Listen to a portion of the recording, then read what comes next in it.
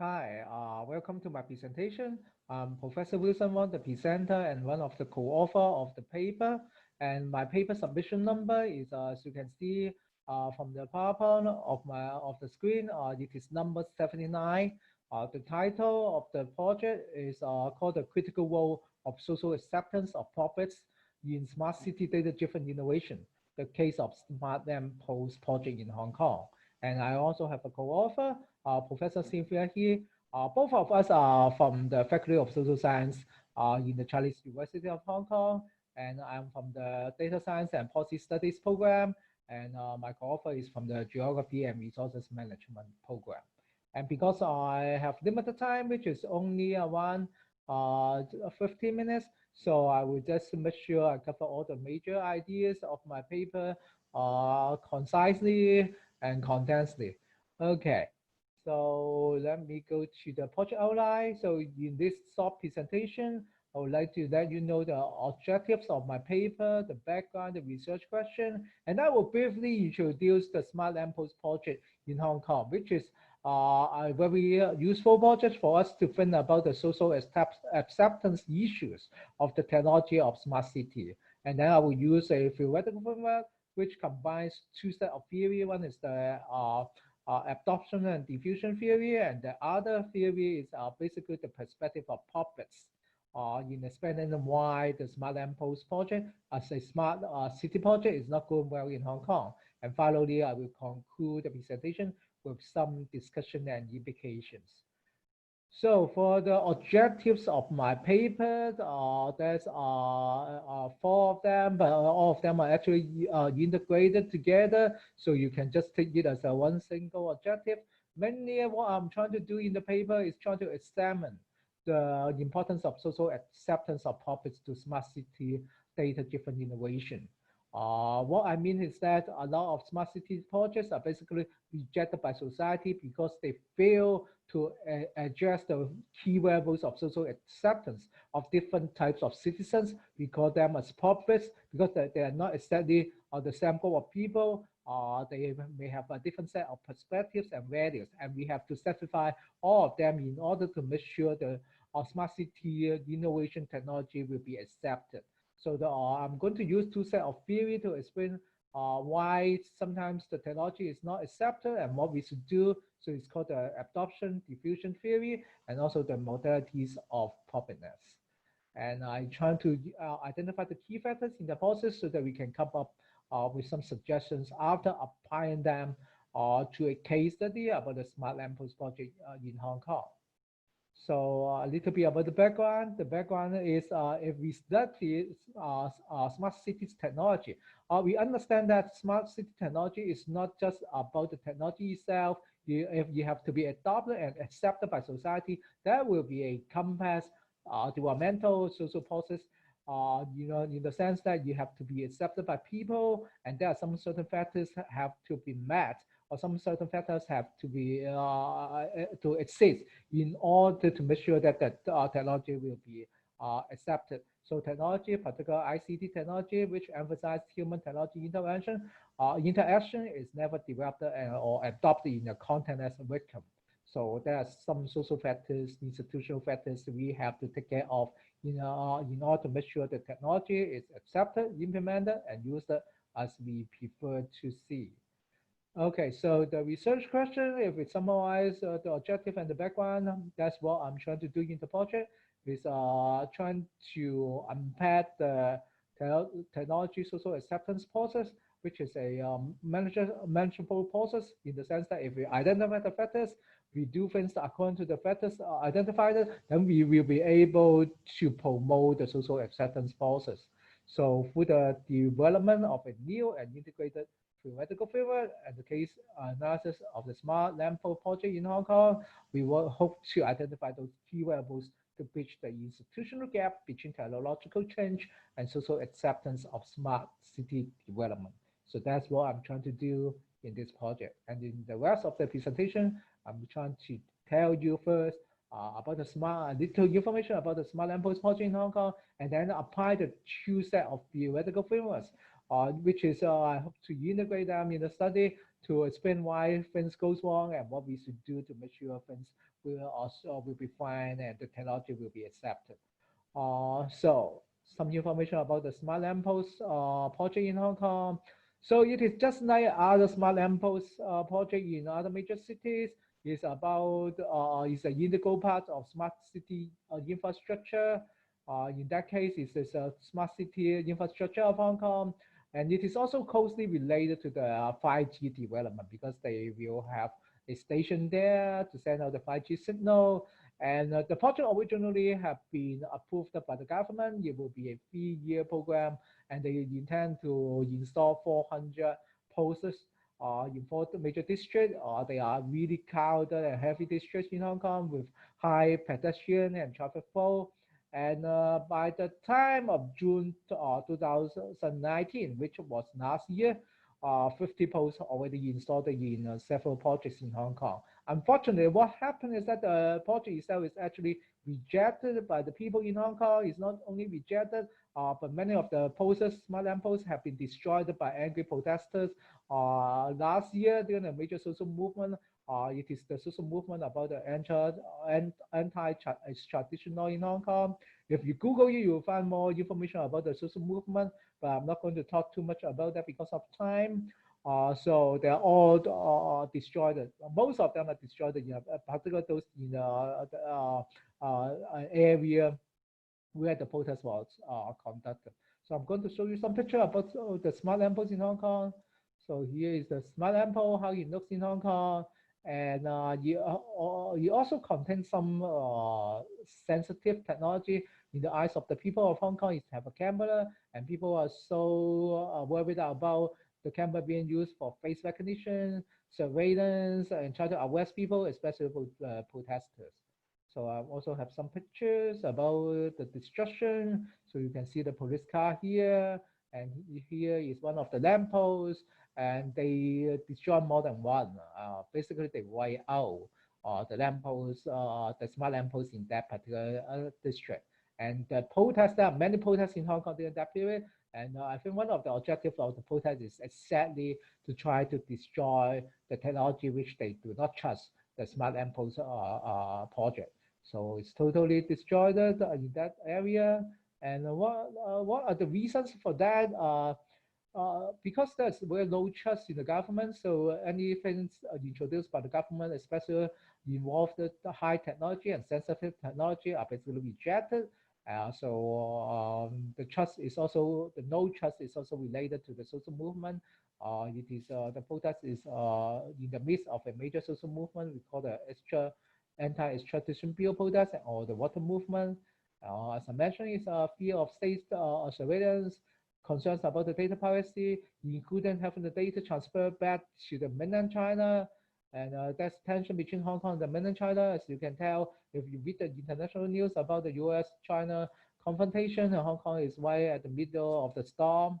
And the fear actually about the technology introduced by the government continue even during the COVID-19 crisis, in which people are very skeptical about the test conducted by the government on COVID-19. They're worried that the DNA may be collected by the government.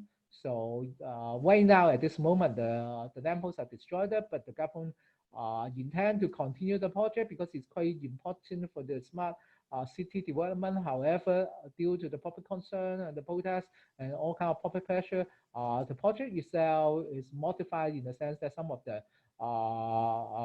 the sensitive technology in the sense of facial recognition, state surveillance, like the camera and the pool tooth detectors are dropped from the smart lamppost project. So that have been a major compromise. And how much does the people distrust the government? Here is the chart. I'm going to focus on the latest period because the chart covered the entire period from 1992 to 2020. So you can see this is zero, okay? So the trust of the distrust of government is basically go below zero, okay? So overall, the net value, okay, the blue line is the net value. So some people trust the government, some people don't. So we can, when you add them up to have a net value, it is still negative. It means that more people do not trust the government than people, the number of people who trust the government. So when there's no trust, there will be very little acceptance of new technology.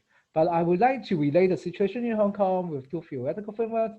One is the adoption-diffusion theory, and the other one, which is well related to smart city development, is the modalities of profits.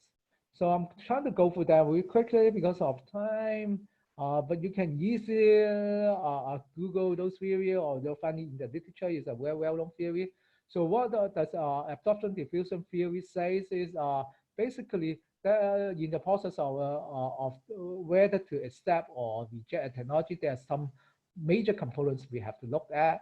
So they are the innovation, communication channel, social system, and time. So in terms of innovation, they're broken down into relative advantage. So if people think that the new technology works better than the old technology, have a relative advantage, they will adopt it, and you have to be compatible with what people are doing and the existing technology they have. But you should also have some social elements or social process elements available there, which are trialability. People will be able to try it. And that's observability. People will be able to observe it to see how things work. So it's all related to the transparency, the openness of the project. In terms of making sure the technology being accepted, when you look at the traditional theory, there's a human side element there, in the sense that people need to understand the technology, get close to the technology, or even use the technology themselves in order to be able to accept them.